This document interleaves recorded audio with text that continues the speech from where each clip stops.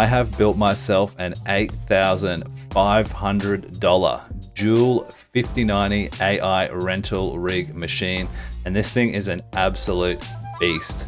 So not only is it high performing, but it is also high earning me passive income in the background while I just watch the money come in.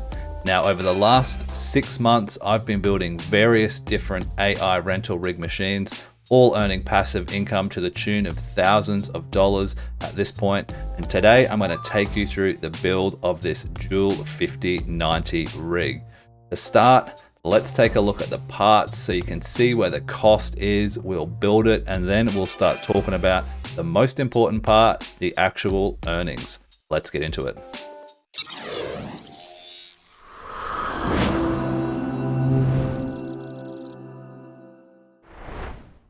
Okay, so to start, the heart of the build, this is an EPYC motherboard, a 7B112 CPU to be specific.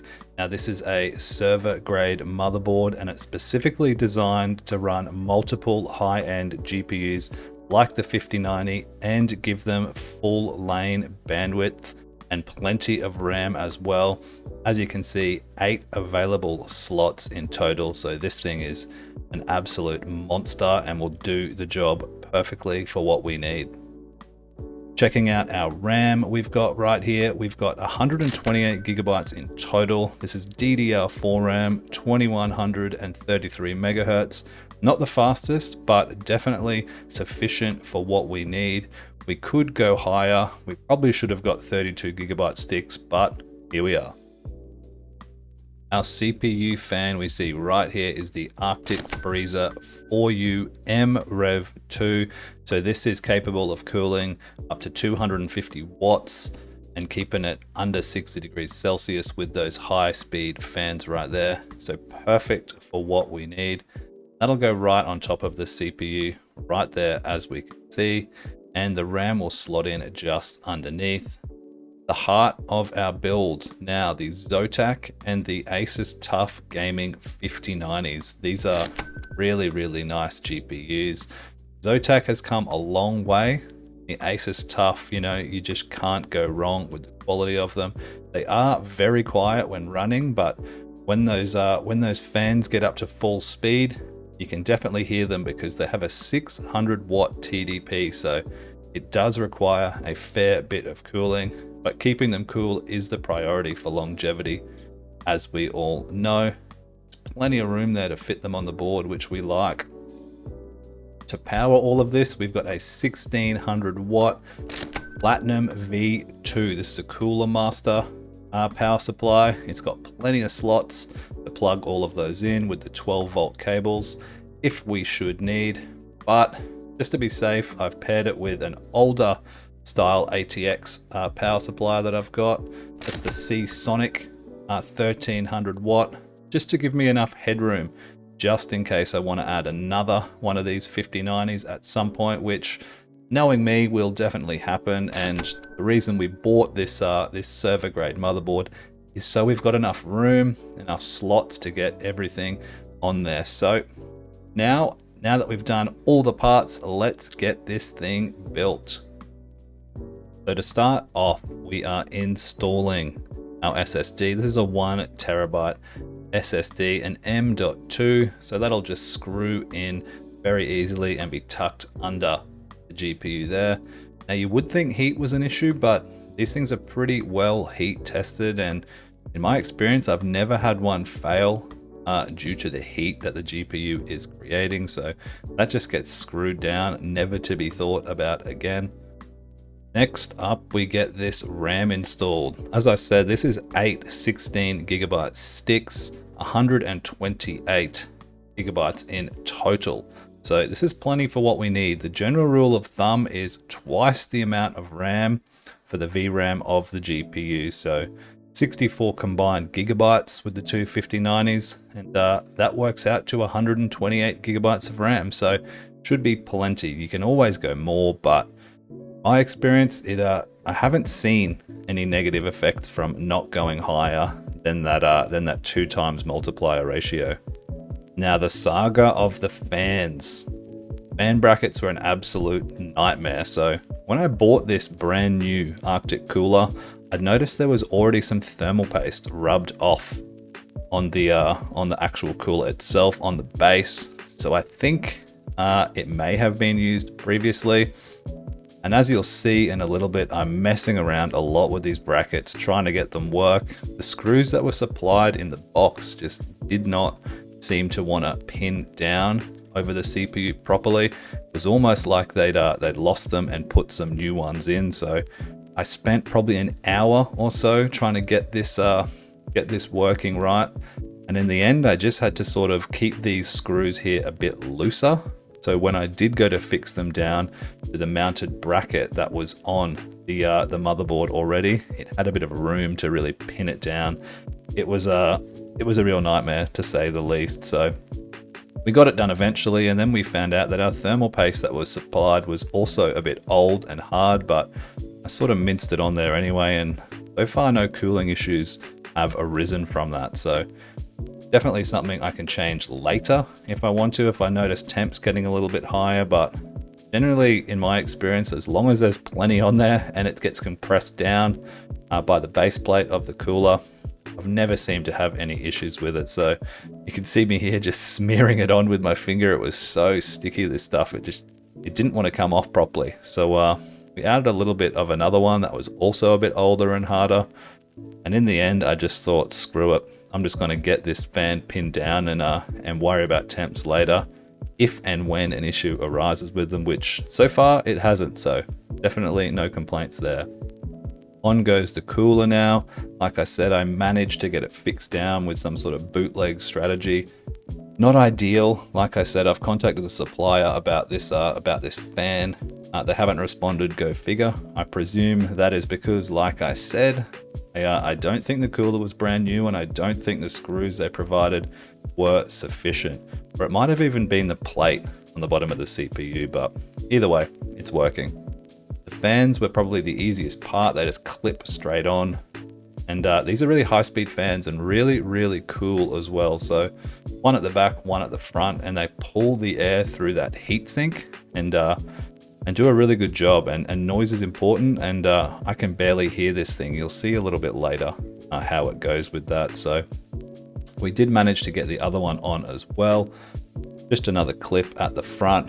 I actually put these on the wrong way around to start, but we have since spun them round. One was pulling, one was pushing, and I put that in the opposite direction. But we did fix it up. And these are really easy to connect. You just plug them into the CPU header on the motherboard, which is behind right there. I wrapped it around for a little bit of extra cable management because, you know, when you start these things, you want to try and keep them tidy, but it doesn't always end up that way, as you'll see in a minute. Now that that fan was on, we started putting our graphics cards on. You can see we've got the 4-pin splitter provided there. So I did start by getting this installed. It didn't quite want to go down, and with the cost of these things, I didn't want to force it, but we got it fixed down eventually, which was nice. Pretty easy to do, pretty standard sort of stuff. And then we went to put this second graphics card on, the Asus TUF, after we get this one fixed, just to find that it didn't want to fit on this tiny little frame. Again, I haven't used one of these EPYC motherboards before, so a bit of a learning experience, and the dimensions were a bit of a challenge, but we just removed this side bracket, which basically just holds that 90-degree angle, and it fit in really nicely. I'll probably put just a more discreet right angle bracket on that in the end, just to stiffen it up a bit, but there are no real issues with how it was fixed.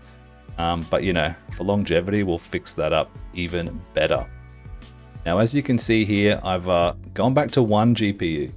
The 12-pin on this GPU here, thought would be fine, but there were some issues. It didn't want to power up, which you'll see a bit later. So we pulled it off. We pulled both the cards off and stuck this one on. Got all of our motherboard power supplies, our 24-pin and our CPU power pins in.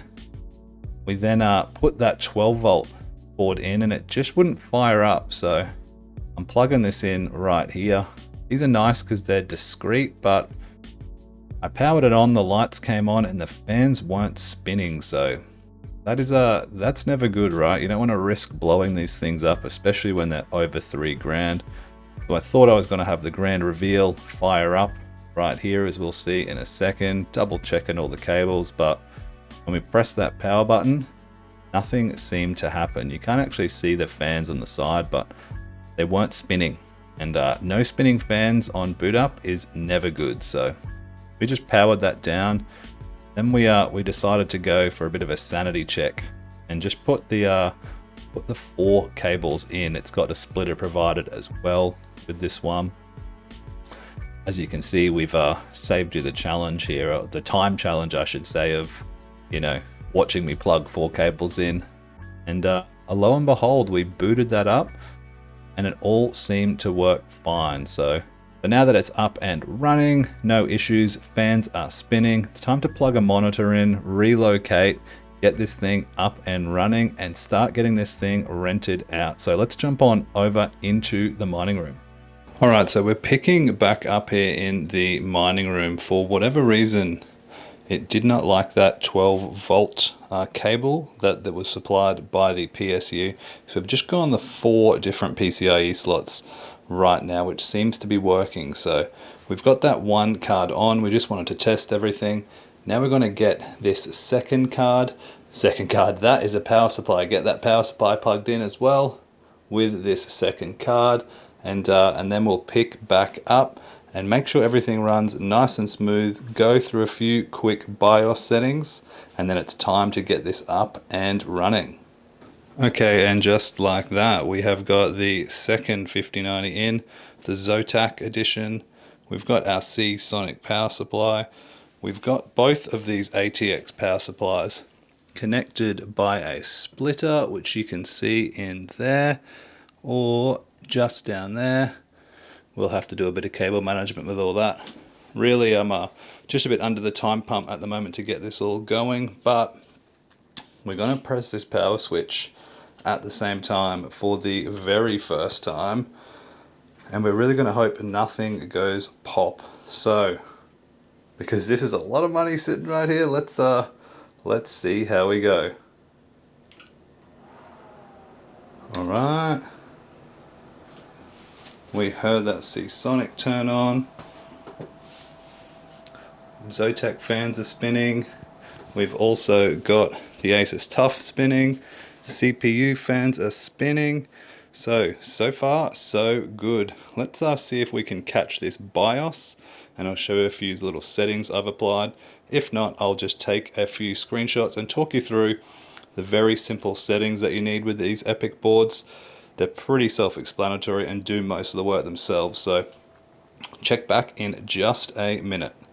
So the rig is up and running, and to get this rented out, there is a little bit of configuration that you have to do. This isn't just plug in and you're away. There's a few different systems that you need in place to get this started. So I'm going to go through this very quickly with you, but I will also link a card up above here somewhere, probably on that side over there, that'll tell you how to set this all up. But here's the gist of it. So this program right here is called Hive OS, and we can see our rigs right here. We've got our two 5090s and our EPYC motherboard down here with our RAM, our SSD, all of that sort of stuff. So this is how I've set this up. This is a gateway basically to get into our rental platform. As we said, it's a Linux-based system, so to get this installed is very, very easily. Just to show you a bit of the layout, we can see right now the CPU temperature on this rig, and it is currently on a rental, is really, really low, 36 degrees. And this is running an LLM task, which we'll see later, and is not using any GPU power whatsoever at the moment, maybe just holding a bit of the VRAM. So there's a number of different applications to get this set up on the next program we're going to talk about called Octaspace. Now, if you want to set this up at home after you've watched the video, you can set it up on any sort of graphics card. It doesn't need to be something like this. I'll leave all these links down below. So Octaspace has a Windows WSL. It's basically just a plug and play system. Download it, you follow all of these steps, very, very simple, trust me, and you're away. You can get this set up on the marketplace and get this thing rented out, because like we said, If you're got a high-end sort of gaming PC and you wanted to actually make some real dollars in passive income, you can just run this overnight. But there are a few caveats. I will leave a playlist again up above for Octaspace so you can learn all about it. Now, there are a number of different platforms you can use, but for today, we're on Octaspace. Been up and running for a few days now, so we're gonna move on over now, look at the marketplace, talk about pricing, talk about potential ROIs, and all that fun stuff. So here we are in the Octaspace marketplace. Now, it may look a little confusing, but it is very, very simple. Up the very top here, you can select any sort of graphics card you want. So if you had a 3060 Ti right here or a 3070, you just click on that and it will show you all of the available GPUs in that class for rental. And if you wanted to rent yours out, yours would appear just on the screen like this. So we've filtered for 2 GPUs at the moment, but as we see with the 5090s, there's quite a lot of them online now, right? Hence why I built this 2-card rig, because we can see the competition here isn't very high. Now, mine's not listed in the marketplace currently because it is rented. But at this sort of range, you see everyone's sort of using Threadrippers, you know, and different sort of high-end CPUs. You really need that sort of stuff if you're going to be putting, you know, something like 2 5090s on a rig. But that's not where you want to start regardless, so let's not worry about that for now. Now, earlier I did mention BIOS settings. Now, the general settings that I wanted to apply for this were to stop the boost overclocking, right? So that would allow it to boost higher than its normal range when requested. Generally with these sort of rigs, if they're boosting at their maximum capacity, not beyond, that will be sufficient for what they need. But I found that when setting up the BIOS in this, it didn't let me do it as well as I would like. So I have just adjusted and sort of undervolted it slightly through HiveOS, through Linux systems as well, to give me a little bit more efficiency. Now, speaking of efficiency, we need to talk about the profit, what it's making right now, and of course the power that needs to be subtracted from that. So if we look at my rig right now, we're in the Octaspace cube right now. This is where you can look at, you know, how much power you're using. You can set your configurations, how much money you want to rent it out for, and how much of the GPUs, CPUs, RAM actually getting utilized. Now, the beauty of a lot of these AI rentals, which is on right now, is as you can see, it's using next to nothing. Now, this may be in between a sort of stage that they're running on there, so it will pick up.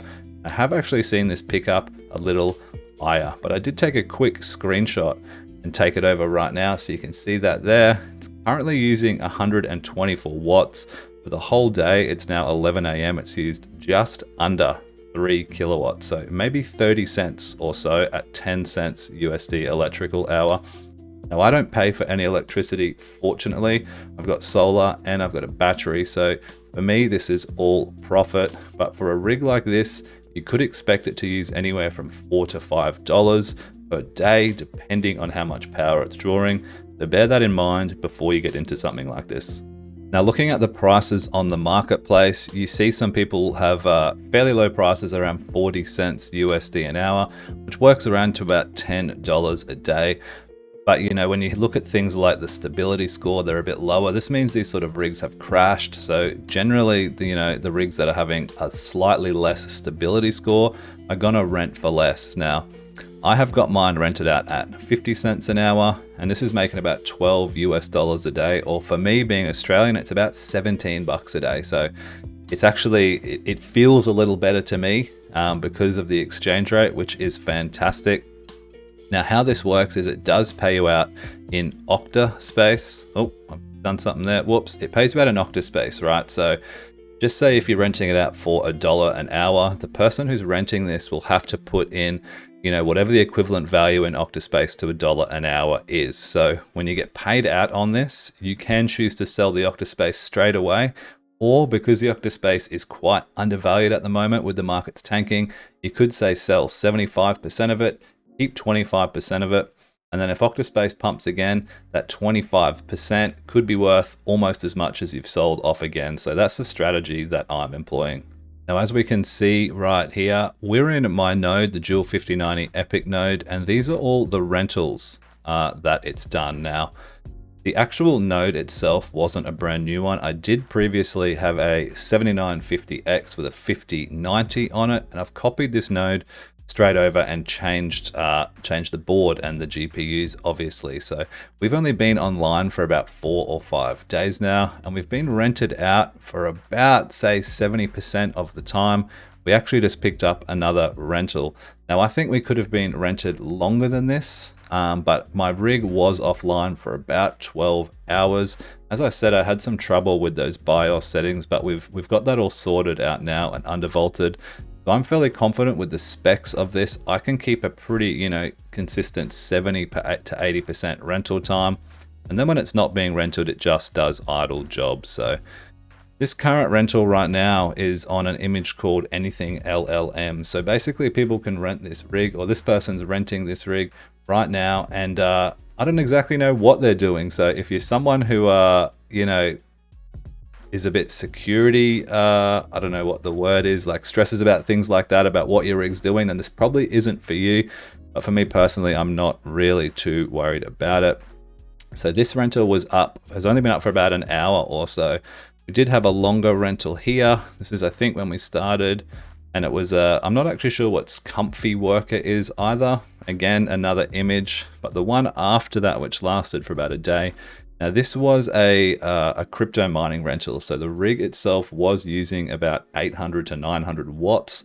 It can go all the way up to 1500 watts. So if you've got a really bad electricity rate and you're renting them out for crypto mining and you don't have your core clock set so they can't use full power, and definitely be conscious, because depending on the hardware that you're using, for instance, a 3090, which is really oversupplied at the moment, they're renting out for about 5 cents an hour. Now, if your whole machine's using 500 watts, you virtually need no power at all to sort of make this actually profitable, depending on your hardware. All right, so let's talk about, daily, weekly profit numbers and ROIs. Now, I don't love to talk about ROIs because, depending on your situation, if you're holding the Octaspace and the price goes down, your ROI is longer. The price goes up, it's shorter.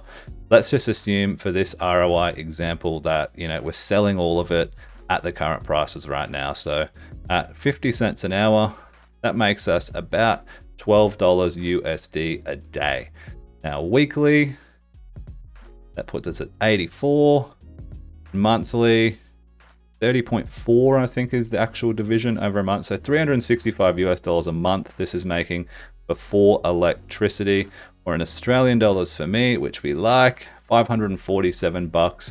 Now assuming you don't have any electricity costs like I don't. Now ROI, how long at this current rate would it take to pay off? Well, at an $8,000 investment, if we were rented out at $12 a day, 24/7, 100% uptime, let's see what that number is. 708 days, allegedly, that would be. So, you divide that by 365, just under 2 years at this rate for 100% of the uptime. Now, let's just assume it's rented out for 50% of the time. You times that number by 2. So around a 4-year ROI on this hardware. But fortunately for me, I bought all of this hardware. Well, the GPUs, the most expensive part, they're like 80% of the cost. They all have a 3-year warranty on them. That's why I went brand new, right? So I wanted to make sure that this thing, God forbid anything happened to the GPUs, I could always get a manufacturer's warranty on them, given it's an issue that isn't caused by me. So that about sums up the build and the profit video, guys. Let me know what you think, right? I know some people aren't into this sort of stuff at all, and people are going to tell me in the comments, you've wasted your whole money. But this isn't for everyone. This isn't a guaranteed, payback period.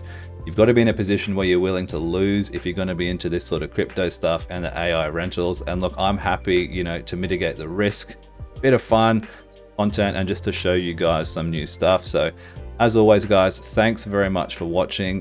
Join the Discord if you want to chat more. The link is in the description. Leave me a comment and I'll catch you in the next one. Peace.